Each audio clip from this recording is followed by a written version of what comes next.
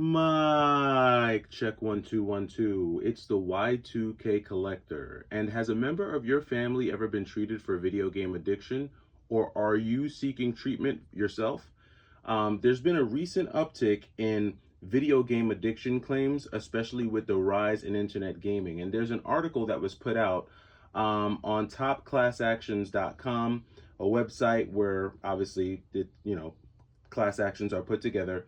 And I thought it was interesting that there was a class action being put together against video game companies. And the article says that doctors, health organizations, and even insurance companies now accept the existence of video game addiction, also known as internet gaming addiction. The question remains, is it an addiction or a mental illness? The Cleveland Clinic says individuals should not wait for an answer. Any activity or habit that becomes all-consuming and negatively impacts your daily functioning can cause significant mental, social, and physical health issues. It is important to seek medical care if you think your video game habits are taking over your life, right? There is a significant positive correlation between internet gaming addiction and suicidal ideation, according to the National Institutes of Health. Wow, that's scary. Devastated families say companies designed the games to make maximum dollars by driving people, particularly children's, teens, and those in their early 20s, to compulsion, using psychological tactics to gain power over them and reward systems to keep them coming back. This is pretty scary, folks. I didn't really realize how big of a deal this was. I'd always known that people could become addicted to video games. Like I said, I had an older brother who was very much into video games, and there was a point where even my family thought that his video game playing was borderline an addiction. It wasn't anything that we ever went to a doctor for or tried to get him treated for, but he did play a whole lot of video games, and there is an addictive nature to video games. But if you listen to this article, internet gaming takes it to a whole new level because there's a whole new dynamic that game developers can employ to, as the article says, keep you coming back for more, right? And there's a psychological aspect to it as well. The article goes on to say that some games offer microtransactions through which users spend real money to receive add-ons they think will better their chances of winning. Often offered on otherwise free-to-play games, these financial transactions are played within the game and are easy to use. They may begin relatively inexpensively, say $1 to $40, and become higher when players start buying loot boxes. These moneymakers are banned in some countries and are under discussion in the US Congress and courts.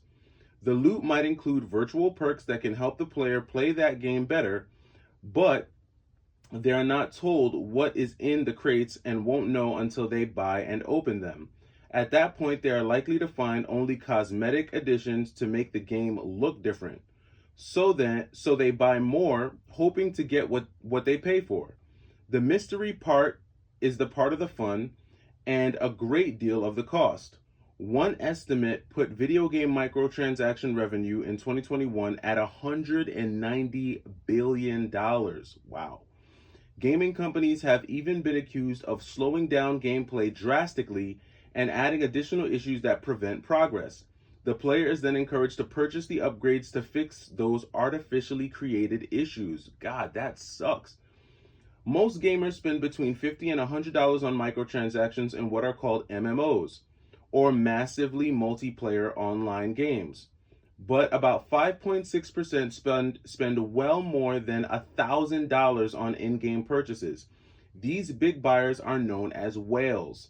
To be competitive, they think they have to have all the virtual add-ons and pay till they get them. Although the add-ons have no value in the real world, that's why these purchases are called pay to win.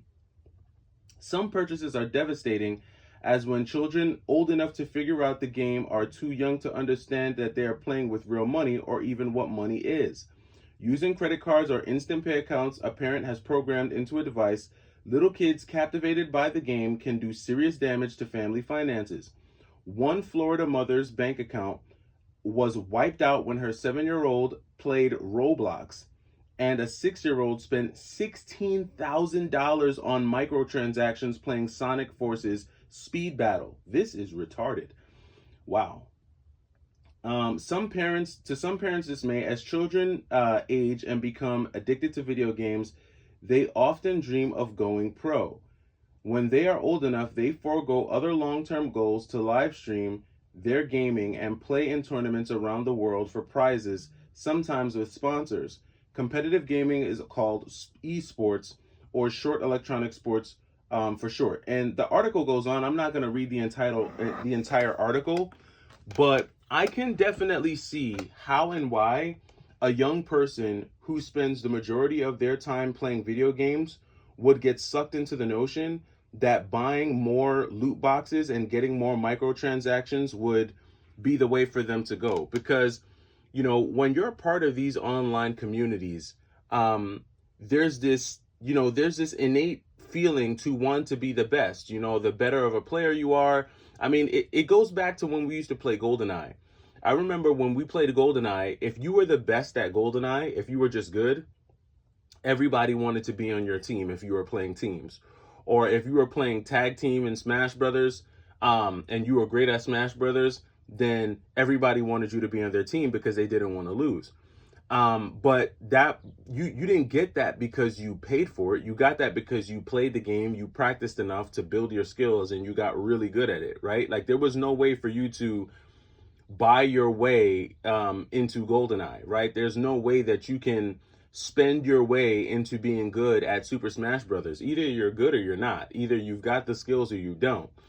And with this new generation of gaming, it's almost like they've created cheat codes, and shortcuts for you to be able to buy your way to a level of skill that other people may have to work really hard to get to. And because this generation is such a microwave, instant gratification type of generation, the young people today, they don't have the patience or the time or the consistency that I feel like older generation of gamers had to just naturally build their skills in certain games. And I'm not speaking to the entire generation, obviously, but these microtransactions and the things that these companies are doing have made it even easier for this generation to seek out and exploit the shortcuts. And the gaming companies are just making money hand over fist. I mean, $190 billion in 2021. No wonder Congress is getting involved, especially if parents' bank accounts are being wiped out by, children who really just don't really know any better. They don't realize that the money that they're using is real money, right? I'm not sure if they have that concept.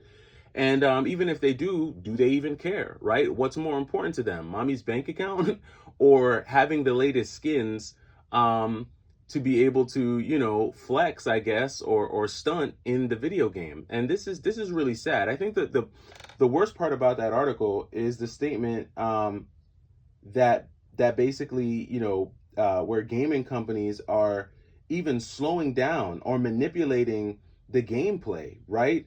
To the point where you need to spend money to be able to play the game at the right frame rate or play the game without any bugs or glitches. This is really, really sad stuff. And this is why, in large part for me, like, I still gravitate towards retro games, because there is a simplicity in retro gaming that is lost on this generation, I think, in a way. Playing a game where every 5 minutes you're getting an advertisement, or you're tempted to purchase a skin or purchase something that's going to give you the leg up. There were no such things like that growing up. And if there were, you know what they were called? Cheat codes. And you know what cheat codes were? Free. You could get some free cheat codes, and the most that you were able to do is get unlimited health or maximum strength, or maybe you got all the power-ups and the boost-ups. But again, it was free, right? And 9 times out of 10, if you were a gamer's gamer, you didn't even want to get that stuff, right? You wanted to beat the game without it. Or maybe if you beat the game without the cheat codes, maybe then after beating it naturally, then you probably wanted to use some cheat codes. But this is some scary stuff, and I know that this isn't new, but what is new, I know the concept of in-game purchases isn't new, but what is new is the lawsuit. Now there's an actual lawsuit that's being filed against these companies, these gaming companies, and I think it's pretty interesting. So my question to you is, do you think that this class action lawsuit is going to hold any water? Do you think that gaming companies are going to be held accountable? And what kind of role do you think Congress is going to play in all this? I'm interested to know your thoughts. This is a very provocative article. It's the Y2K Collector. I'll see you this afternoon.